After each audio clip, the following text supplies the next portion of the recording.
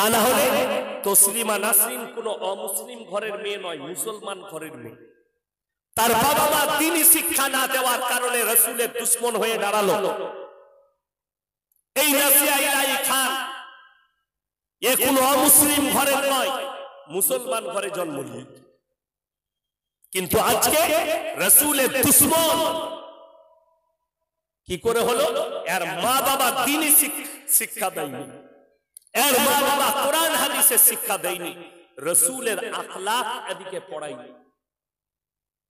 আমরা স্কুলে যেটা পড়ছে আমাদের বাচ্চারা সবটাই মিথ্যা পড়ছে, আপনার জানা না।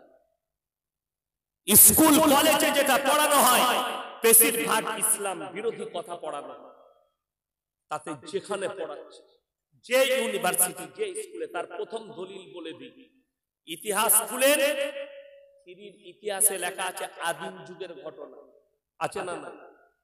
বন মানুষ থেকে সভ্যতা লাভ করে মানুষ এসেছে। কাঁচা মাংস খেত, ল্যাংটো ঘুরে বেড়াতো, গায়ের লোমগুলো বড় বড় ছিল। হঠাৎ করে সালা লোমগুলো কোথায় গেল? কথাটা বুঝতে পারেন? কোরআনের বিপক্ষে কথা যখন স্কুলে পড়তাম তখন মনে মনে হতো, আল্লাহ, মনে হয় যেন আমাদের বাপ দাদুরা কেউ বাঁদর ছিল, এরা তো ওটাই লিখেছে। বন মানুষ থেকে সভ্যতা লাভ করে মানুষ এসেছে। তারপরে যখন মাদ্রাসায় পড়লাম, কোরআন আর হাদিসের চর্চা করলাম, তখন বুঝতে পারলাম যে ইতিহাসটা লিখেছে সে 72 কেজি গাঁজা খেয়ে লিখেছে, এমনি নয়। কেন? কোরআন বলছে ওয়ালাকাদ কাররামনা বানি আদম, পৃথিবীর যতগুলো নারী পুরুষ দেখছো সবাই আমার আদমের সন্তান। জোরে বলুন সুবহানাল্লাহ। সব আদম সন্তান। সূরা নিসা প্রথম আয়াত, আমি এক নারী আর এক পুরুষ থেকে পৃথিবীতে অগুন্তি নারী পুরুষের সূচনা করেছি। জোরে বলুন সুবহানাল্লাহ। দলিল, আল্লাহ নিজের হাতে আদম আলাইহিস সালামকে তৈরি করেছেন, আর এরা বলছে বন মানুষ থেকে। এখনো জঙ্গলে বন মানুষ আছে, আছে না? নাই। আলিপুর চিড়িয়াখানায় যান, 20 বছর হয়ে গেল, বন মানুষ রাখা আছে, তাকে এখনো মানুষ করতে পারে না, না কথা বলতে জানে না কিছু। কেন? ওইটা আল্লাহর একটা আলাদা সৃষ্টি, আর ইনসান একটা আলাদা সৃষ্টি। আল্লাহ তাআলা ইনসানকে সৃষ্টি করেছেন, এটা কোরআন। আর কোরআনের বিপক্ষ কথা লিখেছে কোথায়? ওই আমরা সকলে জানি। কোরআনের বিপক্ষ কথা শুনেলেন, পৃথিবীটা ঘুরছে, চন্দ্র সূর্য দাঁড়িয়ে আছে। কে বলছে? বিজ্ঞান বলছে পৃথিবী। বিজ্ঞান আপেক্ষিক, আজ যেটা বলছে কাল সেটা চলবে না, আজ যেটা বলছে কাল সেটা ঘটবে না। কতগুলো ধোঁকাবাজি করেছে বলে দিই। আপনি দেখবেন যখনই আপনার বৈশাখ জ্যৈষ্ঠী মাস আসবে, বৈশাখ মাস, চৈত্র পেরুবে, এই রোজার মাসটা চৈত্র মাস পড়েছে, তারপরেই আপনার পড়বে বৈশাখ মাস। টিভি চ্যানেল খুলুন আর মোবাইলের খবর খুলুন, আলিপুর আবহাওয়া দপ্তর থেকে মারাত্মক খবর, উত্তর পশ্চিম দিক দিয়ে বাংলাদেশের ওপর দিয়ে মুর্শিদাবাদ, হাওড়া, হুগলি, নদিয়ার ওপর দিয়ে 180 কিলোমিটার ঝোড়ো হাওয়া বয়ে বজ্র সহ বৃষ্টিপাত হতে পারে। সেদিনে মাল ফাঁকা চলে গেল। যেদিনে বললে আজকে আকাশ মেঘাচ্ছন্ন থাকবে, হালকা বৃষ্টি হতে পারে, সেদিনে কালো মেঘ এসে ফাটিয়ে দিয়ে সব বার করে নিয়ে গেল। বলে এই মালটা কোথায় ছিল? বলে ওটাই আমাদের জানা না। তার নাম কি বললাম? আল্লাহ। বিজ্ঞান আপেক্ষিক। আমার বয়সী যারা আছে, আমার 39-এ পা রেখেছি, আমার বয়সী যারা আছে, আমরা যখন পড়েছি পৃথিবীটা কমলা লেবুর মতো অনেকজন পড়েছেন। পৃথিবীটা কমলা লেবুর মতো। তার পরবর্তী বৈজ্ঞানিক এসে বললে নট কমলা লেবু, পৃথিবীটা গোল ফুটবলের মতো। এদের ভোট বেশি হলো, কমলা লেবু বাদ গেল। আগের বৈজ্ঞানিকরা কমলা লেবু বলেছিল, চলে এলো গোল ফুটবল। এখন কিছু বৈজ্ঞানিক বলছে নট গোল ফুটবল, পৃথিবীটা ডিম্বাকৃতি, ডিমের মতো। এদেরও মেজরিটি যেদিনে বেশি হবে, ফুটবল বাদ যাবে, ডিম্বাকৃতিটা চলে আসবে। আবার কিছুদিন পরে কিছু মাল বেরোবে, তারা বলবে মালটা টেরা বেকা, তোদের থিওরিতে আসবে। তা না হলে বলুন পৃথিবীর থেকে সূর্য 13.5 লক্ষ গুণ বড়, আছে না নাই লেখা?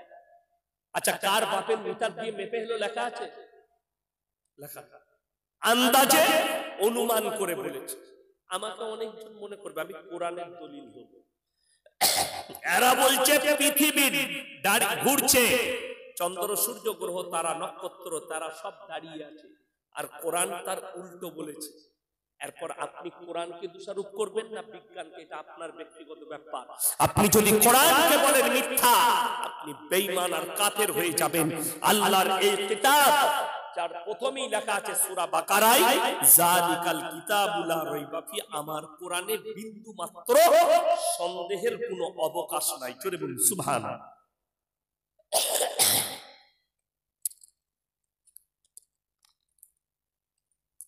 আমার এই কোরআনে বিন্দু মাত্র সন্দেহের কোনো অবকাশ নেই। এটা কোরআন। আল্লাহ রাব্বুল ইজ্জাত কোরআনে বললেন সূরা ইয়াসিন, কুল্লু ফি ফালাকি ইয়াসবাহুন, নবমণ্ডলে যা আছে তারা যেন নিজের নিজের কক্ষপথে চলমান। যারাই আছে চন্দ্র সূর্য গ্রহ তারা নক্ষত্র মঙ্গল বুধ প্লুটো, তারা সবাই নিজের নিজের কক্ষপথে চলমান। সূরা ইয়াসিন। আগে চলুন দলিল, মারাত্মক দলিল। যদি বলেন চন্দ্র সূর্য চলছে, এর একটা পুখতা দলিল দেন। আল্লাহ নবী সাল্লাল্লাহু আলাইহি সাল্লামকে বেঈমান কাফেররা প্রশ্ন ছুড়েছে, ইয়াসআলু আইয়ানা ইয়াউমুল কিয়ামা, হে নবী আপনি বলুন কিয়ামতটা কবে হবে? আল্লাহ নবী উত্তর দিলেন, আল্লাহ নবীকে আল্লাহ উত্তর শিখিয়ে দিলেন, হে আমার নবী আপনি উত্তর দেন। কি বলে? ইয়াসআলু আইয়ানা ইয়াউমুল কিয়ামা, তারা বলে কিয়ামত কবে হবে? প্রথম উত্তর দাও, ফাইদা বারিকাল বাসার, সেদিনে তোমাদের চোখগুলো স্থির হবে। স্থির মানে দাঁড়িয়ে যাওয়া। কেমন? আপনি বেলডাঙ্গা বাজারে সকালে গেছেন মাছের মার্কেটে, দেখলেন 20 কেজি ওজনের একটা কাতলা মাছ, আপনার কি হবে?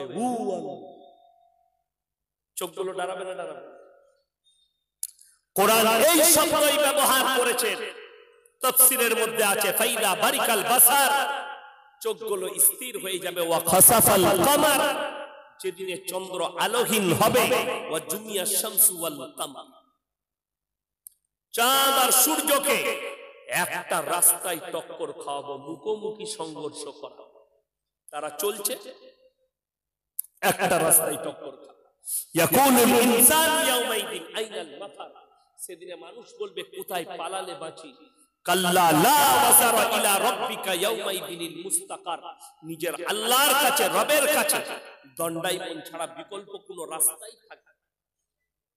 আমার ভাই সবাই আল্লাহর প্রতি প্রকৃত বিশ্বাস আনবো, সকলে জোরে বলুন ইনশাআল্লাহ। আল্লাহ ছাড়া ভালো মন্দ কল্যাণ অকল্যাণের মালিক পৃথিবীতে কেউ নেই। যেগুলো দেখছেন সব যা দেখছেন সব লাইন টেরা, একটা লাইন পৃথিবীতে সোজা আছে, ইহদিনাস সিরাতাল মুস্তাকিমের লাইন।